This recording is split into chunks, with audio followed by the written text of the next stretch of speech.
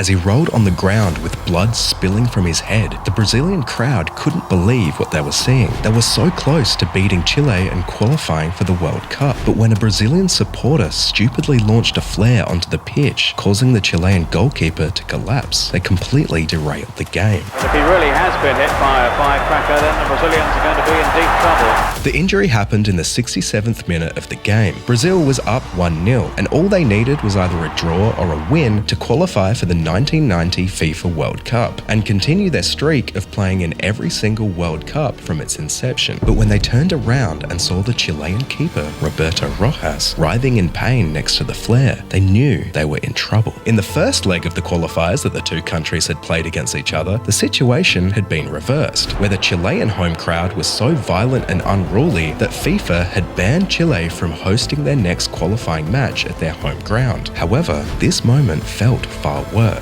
and the Brazilians knew it could threaten their entire World Cup qualification. The goalkeeper's head was bandaged to stop the profuse bleeding, and he was taken away on a stretcher. The Chilean players were outraged. Pato Yanez was particularly incensed by what had happened, furiously shaking his ding-dong and screaming insults at the crowd. Eventually, the Chilean players were rushed off the field and the match was cancelled. But when the medical reports from Rojas's injury came back, some things weren't adding up. According to the reports, the injury didn't seem like it was caused by a flare. There wasn't any gunpowder on his face, and the cut to his head was clean and surgical, like it was done by a sharp blade. And when the only photos captured of the moment were developed and published in the media, it became even stranger. See, it didn't look like the flare had hit Roberto Rojas at all. It was too far away from him. And that's when the full picture of what really happened started to emerge. It seemed as though the sanctions that had been placed upon Chile after their first leg match had triggered an idea in Rojas's head. He thought that if he could manufacture an even worse incident in their match at Brazil's home ground, then maybe he could force Brazil out of the competition, or at least get a rematch at a neutral venue. Of course, he'd only try it if Chile were on track to lose, and if the opportunity presented itself. So, when the rogue flare landed next to him, as they were down by 1 goal in the second half of the game, that's when he executed his ridiculous plan. He dropped to the ground, pretending that the flare hit him, and then he pulled a small razor blade out of his left glove and he slashed his own forehead open. When the truth about what had happened was finally admitted by Rojas himself, Brazil was awarded the win. Chile was banned from the next World Cup, and Rojas was banned from competitive football for life. The Brazilian police eventually tracked down the person who threw the flare, Rosaneri Melo. She apologized for being an unwitting accomplice in the scandal, and then she made a bunch of money from her newfound attention by doing a nude photo shoot in Playboy magazine.